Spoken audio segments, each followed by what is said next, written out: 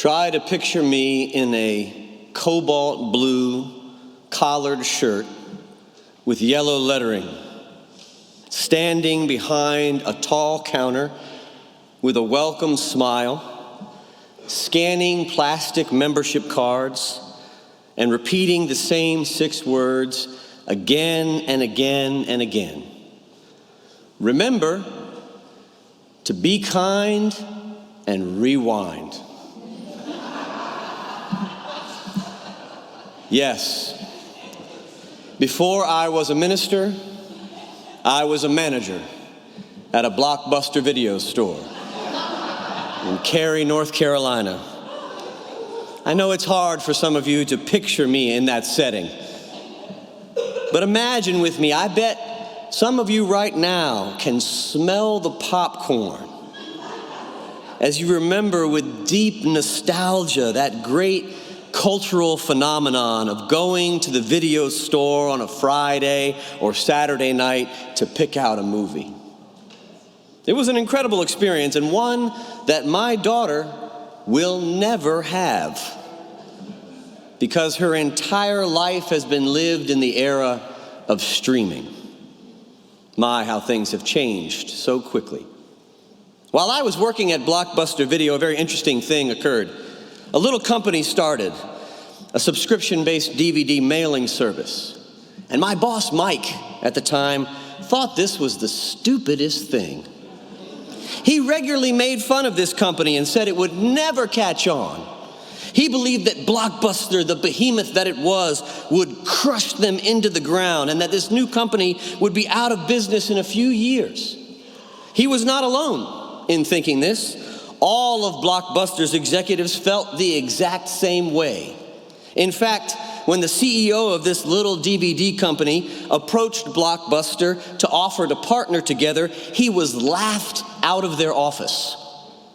That CEO was Reed Hastings.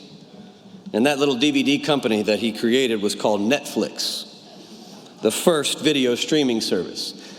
And in 1 year, they grew their revenue by $11 billion and their subscribers by 100 million, and they put Blockbuster out of business in 3 years.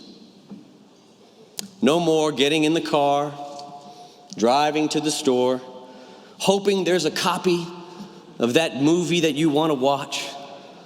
Now, every movie ever made is at your fingertips in the comfort of your own home. What companies like Blockbuster and Kodak and BlackBerry, do you remember them?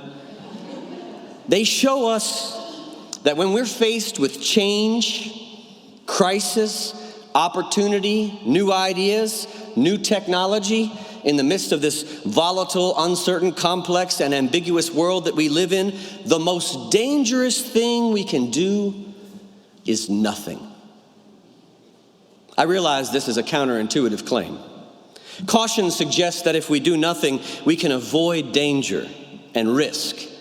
Many believe that doing nothing is the safest and most prudent option. But this way of thinking imagines that we are outside of time, outside of history, immune to the permanent change that is always occurring, the evolution that is always taking place. It's to live in blind denial of the reality that there is always risk, danger, and cost to doing nothing. Sometimes we hope that by doing nothing, we won't be the one culpable for the losses. We won't be the one responsible for the bad things that happen. That if we don't do anything, we're not responsible for what occurs. But this, of course, is wrong, isn't it? If a child we're caring for is running into oncoming traffic and we do nothing, we're still responsible for what happens to that child. We call that negligence. The parable of the talents in Matthew 25 is a parable about negligence. The risk, the cost, the peril, the danger of doing nothing. And I find it necessary to tell you this at the start of a sermon and to approach this parable from that perspective, because it is both one of the most popular and one of the most wildly misinterpreted texts in the entire Bible. In fact, scheduling this text during the season of stewardship was rather common and basic thing for me to do. More stewardship sermons have been preached on this text than any other in American history, which means there are countless ways that we can go wrong this morning and miss the meaning of this story. So I've developed 5 rules. These are 5 rules for myself, but you're happy to use them. 5 rules that I use when interpreting this parable. Number 1, don't make it about eternal judgment in the afterlife and hell. That's just a general good rule for all things in the Bible, but this passage especially. Number 2, don't make God or Jesus into the property owner. I don't know if either of them owned private property, but that's not the point of this parable. Number 3, don't make it into an endorsement of capitalism or investment banking. I'll get back to that later. Number 4, don't make it into a prosperity gospel of maximizing wealth. Very easy to do with this story. And number 5, don't make it about productivity. As Americans, the reason I have these 5 rules is that as Americans, we're immersed in a capitalist society and tend to read everything in the Bible, and especially this parable, the parable of the talents, through the lens of our current economic system. In fact, one scholar calls this parable every capitalist's favorite story. However, regardless of our economic proclivities, we cannot fail to notice that popular interpretations of this parable are also responsible for infecting us with the horrifying ideology that the poor are wicked and lazy. Or worse, that people are poor because they're lazy. Whenever Jesus' words are used to shame the poor, we need to take the time to remove our American capitalist lenses so that we can read the gospel more accurately, because Jesus loved the poor and never shamed them. And bad interpretations of the Bible are incredibly dangerous. Just ask any person of color or LGBTQ person. One poor campesino in Nicaragua named Oscar once told his priest, Ernesto Cardenal, if somebody who's already interested in money reads this gospel in their own way, these words are going to make them worse than they were before. That's why the 5 rules are necessary for this parable. They're intended to prevent us from projecting our cultural proclivities onto the text and becoming worse people than we were before we read it this morning. At first glance, the parable of the talents doesn't seem commensurate with Jesus' other teachings on money, which is why some scholars claim that Jesus didn't actually say it.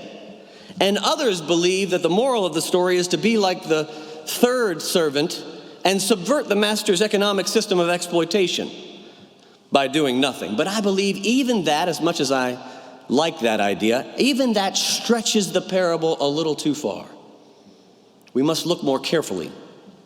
The relationships in this story are less like master-slave and more like a boss and 3 managers.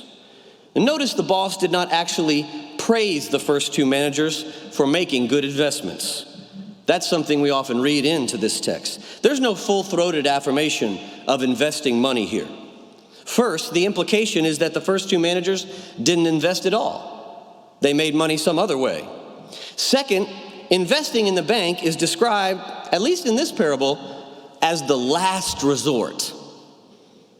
The words about investing are born of the boss's anger and frustration with the third manager. He was infuriated when he proclaimed that investing money in the bank was the second worst thing a person could do. The only thing worse than investing money in the bank was burying it in the ground, which means investing is only slightly better, according to this parable, than doing nothing. Please don't try that message at Bank of America or Wells Fargo tomorrow. It won't get you very far. It's important that the focus of this story is not on how much the managers were given or even how much they made, but what they did with it. This parable is a comparison between those who did something with what they were given and one who did nothing.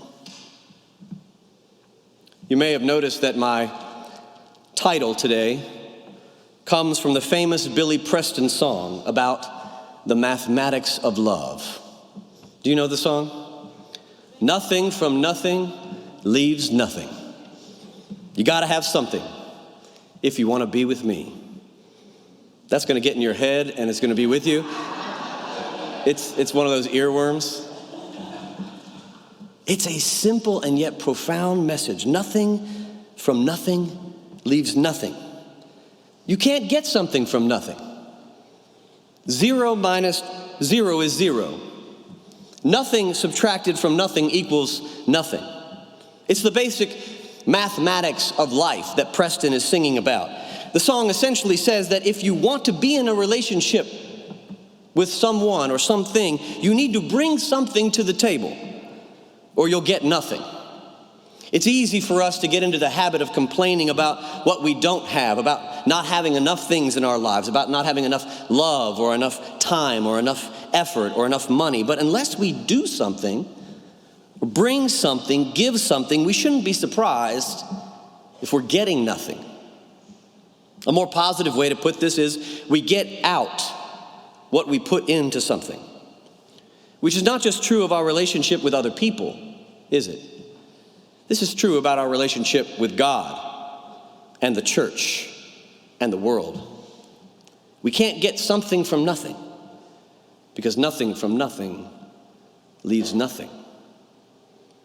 Unfortunately, a lot of us approach church as if we're trying to get something from nothing. We give nothing, we contribute nothing, or we offer very little, the minimal amount of our time, our talents, our treasure, and yet we expect the church to give us everything. Can you imagine if your child or your spouse or your friend said this to you? Every week on Sunday morning at 10 a.m., I'm going to need you to give me a full body massage. And I expect you to put everything you have into this massage and to give it to me willingly and cheerfully with a smile on your face, no questions asked. But I will be giving you nothing in return. Well, that's not true. If you really need it, and if you beg for it 3 times a year in the spring and the fall and again at Christmas, I'll give you a light pat on the back and say, "Attaboy, good job." No one would agree to those terms. Yet this is how many of us relate to the church. Not to mention God. One of the things I've learned over the years in my own therapy and in counseling countless couples is that unexpressed, unrealistic, or unmet expectations can be a big problem for relationships. But the death nail for any relationship is entitlement. When we think we're entitled. The third manager in this parable believed that he was entitled to be afraid of his boss. Jesus gives us no indication of the boss's character at the beginning of the story. We're left in the dark. But the manager here presumed he knew who his boss was and how he'd act. He tried to justify his entitlement by saying, "I knew you were a harsh man, reaping where you did not sow, gathering where you did not scatter seed. And so I was afraid, and I went and I did the cautious thing. I hid your talent, your money in the ground. Here, have what is yours back." And it's unclear whether or not the third manager here actually believed the boss was a harsh man or if he was using this as an excuse to justify his behavior. Either way, the boss saw right through his excuses and said, "If you really thought I was that harsh, reaping where I did not sow, gathering what I did not, why didn't you just invest the money if you were so afraid?" And the boss's question reveals that the manager had engaged in willful inactivity, or at least that overwhelming fear caused the manager to do nothing.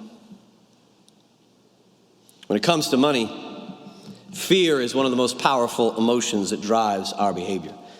Fear of losing money, fear of losing security and peace of mind the peace of mind that comes with having money.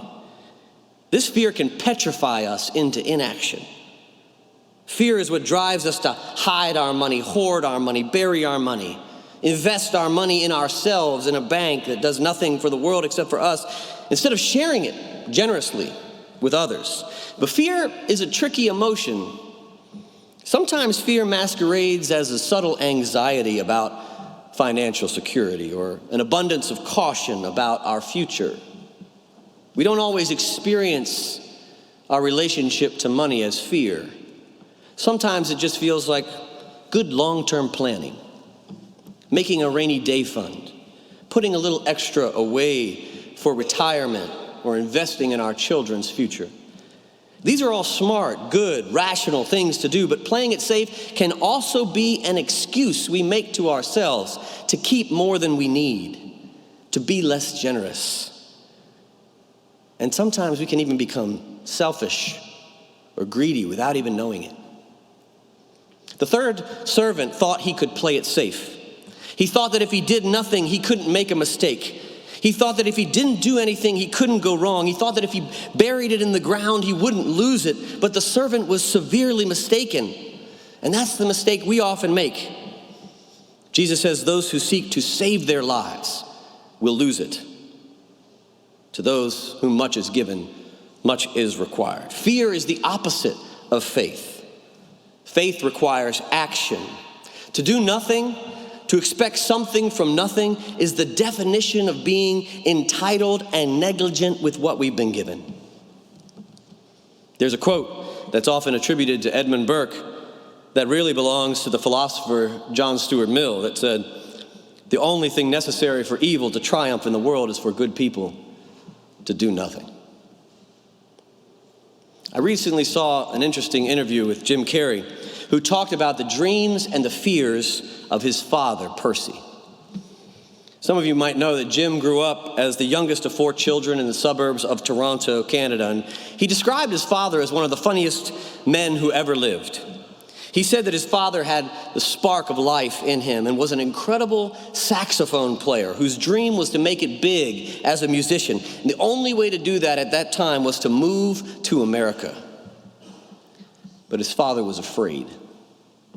He had a wife, a large family to support, so he gave up his dream to be a saxophone musician and became an accountant. And then after years and years of working faithfully as an accountant, providing for his family, at the age of 51, Percy was fired from his job as an accountant. And the Carey family became homeless. They lived in a van. Jim said losing his job killed his father's spirit, snuffed out the spark of life in him.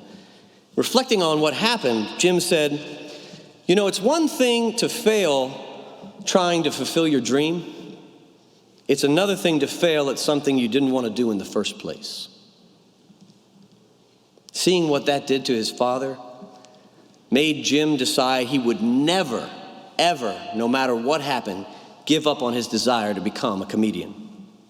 It may not seem like he failed over and over again now that we see his popularity, but he was rejected from SNL 3 times, and he still never won an Oscar. But Jim kept on trying and trying, even after failing, and eventually found his way. He discovered one of life's most profound truths. Something is always better than nothing. And there's a story about Jim where he took the first check that he received, a $5 million check, and he wrote a check to himself, and he put it in his father's casket when his father died. Even failure is better than nothing. Even failure is better than nothing because we learn from failure and we learn nothing from doing nothing. One of the things they don't teach you in seminary is that when you write a sermon, the first person you have to preach to is yourself. And this week as I was preparing this message, I was convicted about my own giving patterns, my own generosity. Like a lot of you probably, I filled out my pledge card this year, as I always do, and I wrote in the same amount that I pledged last year. And I feel like what I was giving is pretty significant. I felt pretty good about myself, handed it in to Leanne, walked back to my office, felt kind of self-righteous a little bit. Then I started studying this parable this week. And I realized what I was doing was playing it safe, just like the negligent manager. Pledging the same amount for next year as I pledged this year is not giving the same amount of money. That's not how money works in America. There's this thing called inflation. Some of you might have heard about it. It goes up every year. Some years it goes up a whole lot. This year it was 3.7%. Last year it was 8%. And I realized that I was fooling myself into thinking that giving the same amount of money each year is a praiseworthy activity. I should feel good about myself. In reality, giving the same amount of money this year as I gave last year isn't even keeping the status quo. It's giving less money. And if I do that every year, year over year, then I'll be giving less money every single year. I would be tricking myself into feeling that I was doing something good, but in reality, I would be giving less and less and less and being less and less generous.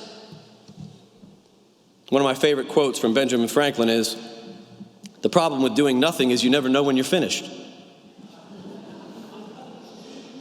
Right? So I brought the pledge card today that I wrote at the beginning of the campaign that has the same pledge on it that it did last year.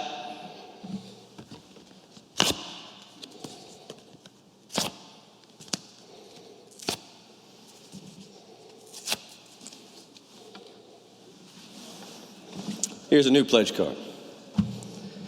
This one has a 20% increase on it to make up for a few years of not increasing my pledge, to make up for a few years of stagnation in my giving, a few years of playing it safe, a few years of doing nothing.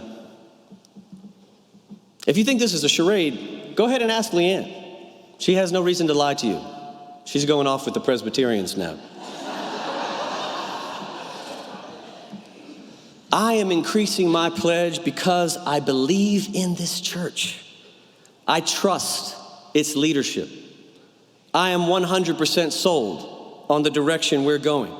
I am fully invested in our mission of inclusivity, community, spirituality, and justice. I am all in on our vision of becoming the first truly interracial church in the history of Myers Park. And if you're with me, I invite you to consider or reconsider what you're giving. And if you can move 1 mile further on that road toward generosity, I invite you to spiritually reflect on what generosity really means to you. Reflect on this scripture. Reflect, are you growing in generosity? What is God calling you truly to give? Maybe you've already made a pledge and it looks a lot like the one that I made, same as it was last year. If so, I invite you to rip it up and make a new one. You are free to do so. And if you do, I hope it gives you as much joy as it just gave me to do that. That was a lot of fun. And that's the hidden message in this story. You may have missed it. The managers who did something with what they were given found joy. That's because there is joy that comes with doing something. Joy that comes with giving. Joy that comes with being generous. That's why people always say it's better to give than to receive, because it leads to true joy. And there's nothing in our lives or our church or our world needs more right now than joy. And joy is always born from thanksgiving, from the gratitude that we exude for the gifts and the blessings that we already have, because gratitude knows that all we have is not ours to begin with.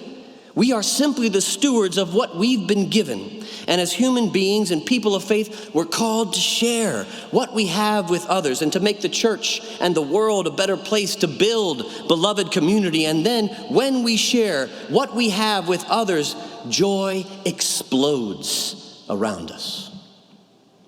Doing something, giving something, sharing something brings joy into our lives and into the lives of the people we love and into the communities that we serve and care about and into the troubled world where we are residing right now. Giving is a statement about who we are, what matters to us, what our values are, who we want to be in this world. So we have to ask ourselves, are we going to be blockbuster people in a Netflix age? Are we going to be a blockbuster church in a Netflix age? Or will we take action? Are we going to be like the negligent manager?